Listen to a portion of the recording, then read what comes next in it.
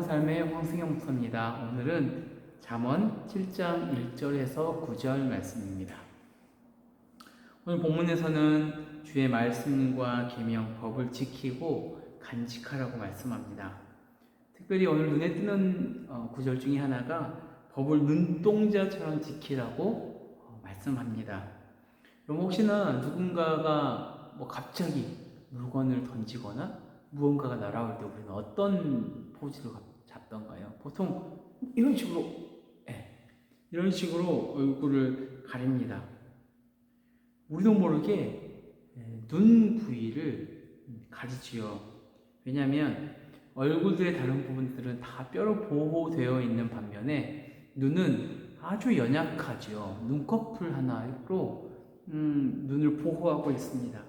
우리도 무의식적으로 가장 연약한 쪽을 최우선적으로 보호하고 지키는 겁니다. 오늘 본문에서 하나님의 법을 그렇게 최우선으로 하여서 지키라고 이야기하는 겁니다.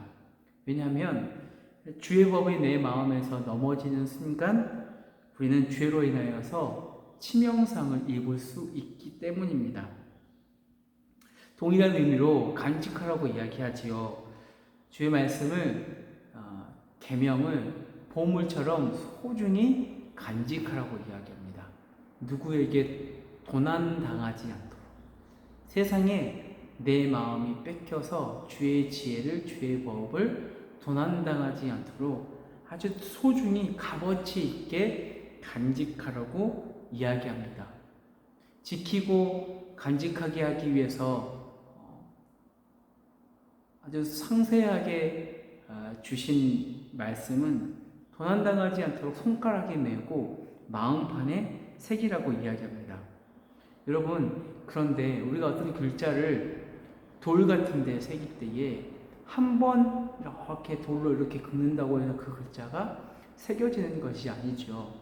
글자 하나를 새기기 위해서는 몇 번을 긁어내야 하는 겁니다. 우리의 마음판도 마찬가지입니다. 우리의 마음판은 우리의 못된 성격, 고집들, 얽혀있는 생각들로 인해서 굉장히 단단합니다. 다이아몬드보다도 단단합니다. 그래서 한번 이렇게 말씀을 묵상하고 새긴다고 해서 티도 나지 않습니다. 그러면 어떻게 해야 하는 겁니까? 선명하게 새기기 위해서는 여러 차례 새기고 새길 수밖에 없습니다. 여러분, 우리 삶에 말씀을 적용하기가 쉽지 않은 이유가 여기에 있습니다. 그만큼 우리의 마음이 단단하기 때문입니다. 그러니 여러분, 묵상을 숙제하듯이 넘기지 말아야 하는 이유가 여기 있는 겁니다. 단순히 큐티하러 하는 것, 또 성경 일독하는 것에 목표를 두는 것, 그 이상의 목표가 필요하다는 말입니다. 말씀이 내 삶으로 이루어질 때까지 그 말씀을 묵상하는 겁니다. 그렇게 해야 하나 우리의 마음에 새겨지는 겁니다. 오늘 본문에서는 또 이렇게 이야기하죠. 지혜를 내 누이같이, 명철을 내 친족같이 대하라고 이야기합니다. 본문에 나오는 누이, 친족은 특히 누이는 내 누나뿐만 아니라 아내, 내가 사랑하는 사람을 가리키는 말입니다. 그럼 이 친족은 아주 가깝고 친밀한 사람을 이야기하는데 그만큼 하나님의 말씀을 아주 친밀하게 내가 사랑하는 사람을 대하듯이 인격적으로 가까이 두라고 당부하는 말씀입니다. 여러분, 지혜와 명철을 단순히 어떤 살아있지 않은 어떤 존재가 아니라 살아있는 존재로 대하지요. 인격체로 보는 겁니다. 왜냐하면 지혜와 명철은 하나님의 마음, 하나님의 인격을 대변하기 때문입니다. 여러분, 우리가 사람 대 사람으로 내 속에 있는 숨겨둔 이야기까지 할 수 있는 어떤 그런 인격적인 관계까지 가기 위해서는 우리는 얼마나 시간을 쏟고 마음을 쏟아야 합니까? 그러니까 정답은 없습니다. 친해질 때까지 아주 자주 만나고 자주 이야기하는 것 외에는 방법이 없습니다. 돈으로 좀 주고 사면 되죠. 그건 인격적인 관계가 아니죠. 이것을 통해서 그런 인격적인 관계, 지혜와 명철의 인격적인 관계를 통해서 이것들이 나를 죄우 유혹에서 지켜준다고 이야기합니다. 만약 그 지혜와 명철을 인격적인 관계로 나와 친밀하게 두지 않으면 그 지혜가 떠난 자리에는 우리를 호리는 음녀가 우리의 마음에 자리 잡게 된다고 이야기합니다. 그 음녀가 우리의 마음에 자리 잡게 되면 어떻게 됩니까? 음녀의 유혹에 넘어가서 육체를 빼앗기고 결국에는 마음을 빼앗기는 겁니다. 오늘 본문에 나오는 음녀와 이방 여인은 여러분 그 이방신을 섬기는 신전에서 일하는 창기입니다. 그러니까 몸을 내어주고 마음을 내어주면 결국 우리가 죄에 넘어지는 것뿐만 아니라 하나님이 아닌 다른 것을 섬겨버리게 되는 겁니다. 오늘 본문을 보면 지혜를 지키지 못한 어리석은 젊은이 한 명이 등장하지요.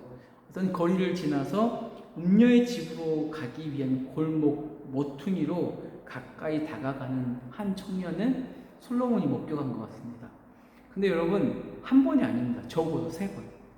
날이 저물었을 때에, 황혼 때에, 깊은 밤 흑암 중에 아무도 자신을 보지 못할 그때를 골라서 그 음녀의 집으로 들어가는 한 청년을 창으로, 아주 작은 창으로 목격하는 겁니다. 여러분, 이 어리석은 청년은 왜 그때를 택합니까?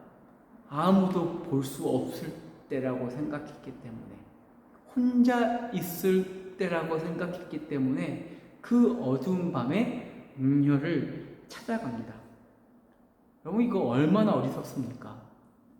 창문 너머로 사람도 지켜보는데 졸지도 주무시지도 않는 어디에나 계실 수 있는 하나님은 여러분, 우리가 그분의 시선을 피할 수 없습니다. 그분이 모를 수가 없습니다. 그런데 음녀는, 이 죄는 우리를 그렇게 유혹합니다. 야, 아무도 보지 않으니까 괜찮아. 너 혼자 있으니까 괜찮아. 그 단순한 유혹이 우리를 넘어뜨립니다.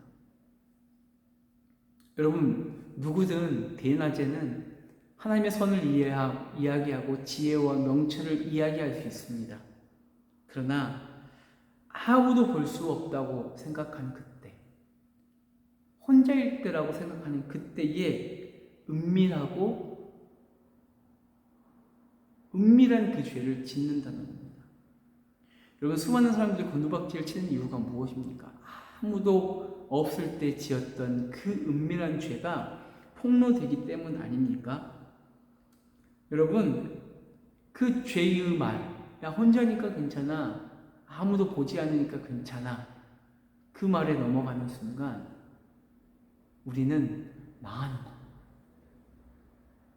여러분, 우리에게서 지혜를 지키고 간직하는 일은 낮과 밤이 따로 없어야 하는 겁니다. 오히려 혼자 있다고 생각하는 그때에 더 말씀을 가까이 해야 합니다. 여러분, 혼자 있을 때에 지키는 여러분들의 신앙이 진짜 신앙입니다. 결국에 시간이 걸리더라도 우리의 몸과 마음에 지혜를 새겨놓는 작업을 게을리하면 안 되는 겁니다. 여러분, 말씀을 묵상하고 말씀을 삶에 적용하고 그것은 결코 아까운 시간이 아닙니다. 여러분들 요즘에 주식 투자 많이 하시죠? 요즘 주식 투자는 잘 모릅니다. 주식 투자 그래프를 쳐다보고 있는 것보다 더 가치 있고 소중한 것은 말씀을 묵상하고 내 마음에 새기는 작업입니다. 여러분, 주의 지혜와 주의 명철, 그 법과 계명을 가까이 하고 지키고 간직하십시오. 그것이 우리에게 참 자산입니다. 기도하겠습니다. 하나님, 감사합니다. 우리에게 진짜 보물이 무엇입니까? 진짜 자산이 무엇입니까? 하나님의 지혜와 명철입니다. 하나님의 법과 말씀과 계명입니다. 그런데 우리는 그것을 뒤로 두고 다른 것에 마음을 쏟습니다. 또 주의 지혜와 명철을 말하다가도 은밀한 중에 있을 때에는 또 죄를 즐깁니다. 하나님, 낮과 밤을 상관하지 않고 주의 말씀을 내 마음에 새기는 작업을 계속해 나가게 하여 주십시오.